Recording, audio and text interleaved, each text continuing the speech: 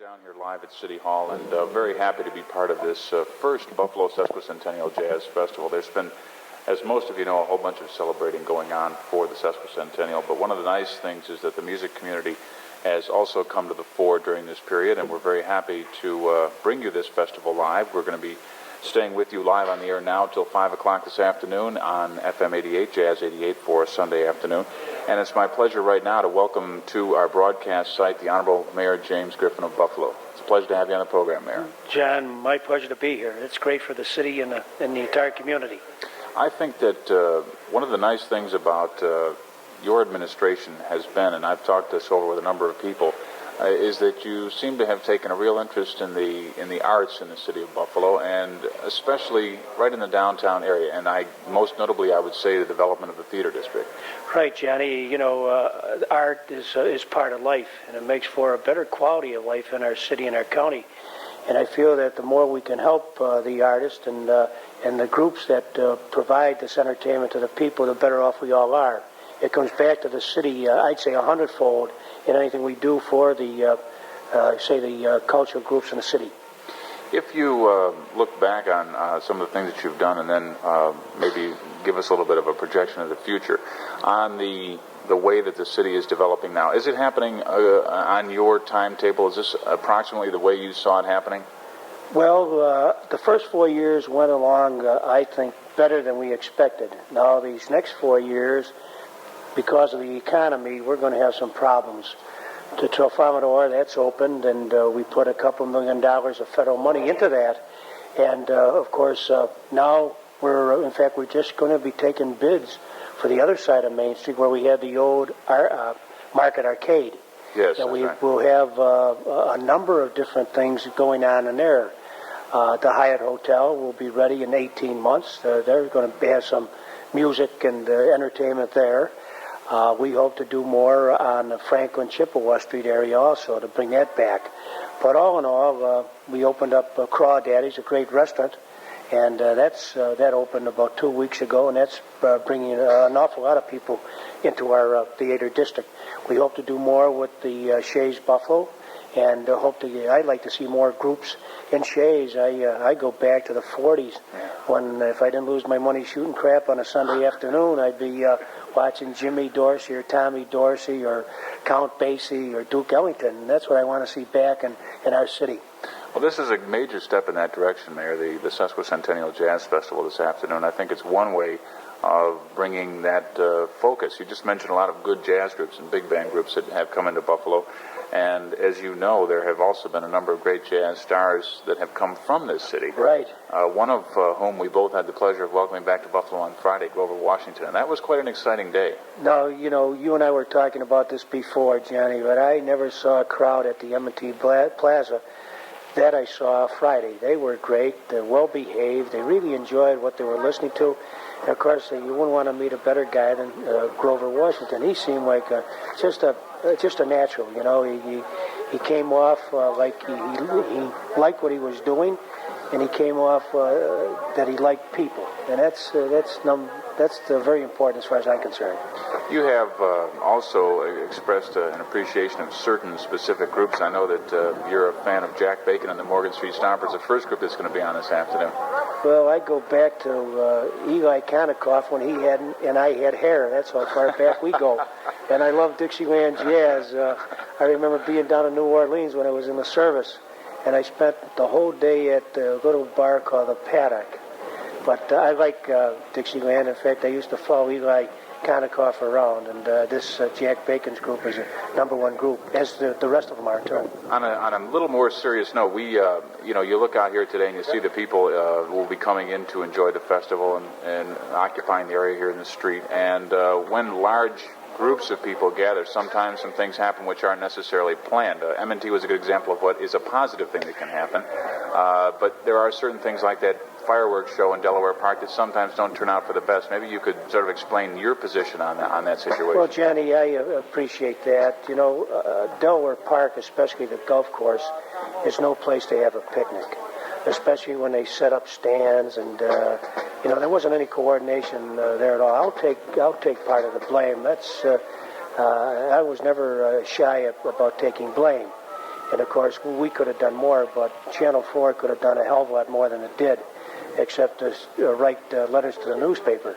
And again, a golf course is no place to have a fireworks display. It's no place to have people running around putting firecrackers in the bottles and shooting them off. I think the sponsors of that show, it's very strange to me that, Coca-Cola isn't saying a thing about this. And of course, Coca-Cola, I think they realized that there should have been more coordination. But there will never be another spectacle like we had for 4th of July on the golf course again. Where do you suggest that people, obviously in this city, the summertime, people want to get outside, they want to enjoy the parks. Where would you suggest these kinds of activities happen? Well, Jen, I don't mind people enjoying the parks. That's what they're there for. But I don't want to see a fireworks display on the park. I don't want to see all these stands set up on the parks. What happened there is that's all they did was advertise to everybody come over to the park, and that's all they did. I don't know how much they spent on their own security. And it's not only the park, Johnny, but the people across the street on Nottingham Terrace, in those beautiful streets across the street. Some of these bums that were getting in for the show, they were urinating on the lawns. They were breaking bottles on the lawns. They were doing everything you could. And no matter how big a police force you have, you can't control that type of behavior. We have laws on the books that says you can't have an open bottle of, say, alcohol. Mm-hmm. And yet it happens all the time, and you could throw 100,000 people in jail, and that wouldn't do us any good. But people have to realize that the parks are not only for their enjoyment, but they're for the enjoyment of other people also. But again, I've taken flack on that thing at Delaware Park, and I'm glad to take it because I want to make sure that that park is going to be used for everybody. And the people that said it was such a great show, I wish they would have came around the next day and saw all the damage that was done to that beautiful park. Yeah. Well, we certainly hope that the situation there and everyone will participate in making sure that those kinds of activities don't happen again. You can never guarantee that sort of right. thing, but we certainly hope it'll work out for the best. But also, we want to again thank you for your participation in this festival today. And I think just by many mayors of cities around the country either are not that concerned or don't take an active interest in these kinds of things, and it's reflected by the lack of jazz in those cities. Right. Well, Jan, you and I think we've been associated with trying to do these things for Buffalo, I think ever since my first or second year as mayor in the first term. Right. You were the fact, not buttering you up or patting you on the back, but you were the guy who came into my office and said, look, we have to work for some of these musicians who are out of work and try and do something for them. And I think we've tried to do all we could.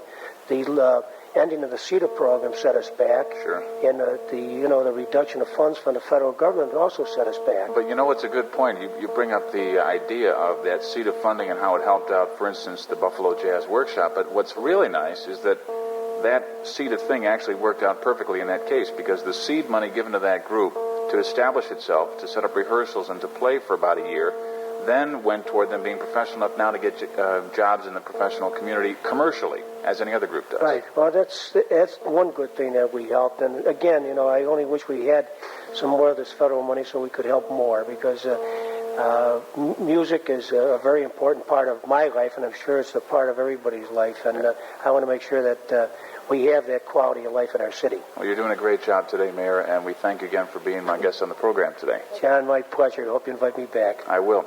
Honorable Mayor James Griffin of Buffalo, and we're going to be very shortly bringing you some great music by Jack Bacon and the Morgan Street Stompers. We are live from City Hall today, on the steps of City Hall, for the Buffalo Sesquicentennial Jazz Festival. Right now, we'll send it back up to Jazz 88 Studios and Audrey Jaros. Okay, thank you very much, John. We are going to continue with some music by Kenny Burrell. This is recorded live at the Village Vanguard, along with Larry Gales on acoustic bass, Sherman Ferguson on drums, from 1978, and Wouldn't You on Jazz 88. Johnny Hunt and I were working on the Jazz Workshop about the first year that I became mayor, and it's been a success. We had a drop in our CETA funds and some of the money coming from the federal government. But I think what happened to the city, we finally had a joint force working, that music is very, very important to everybody. It makes a very better quality of life for everyone, not only in the city but in the county. With that, it's great to see everybody here at City Hall enjoying themselves. And I hope we can have more of these events because it's great for the city. Just sit back and enjoy yourself, listen to some great music, and just thank God that we're here enjoying this great weather in this great city of Buffalo, the city of good neighbors. Thank you very much.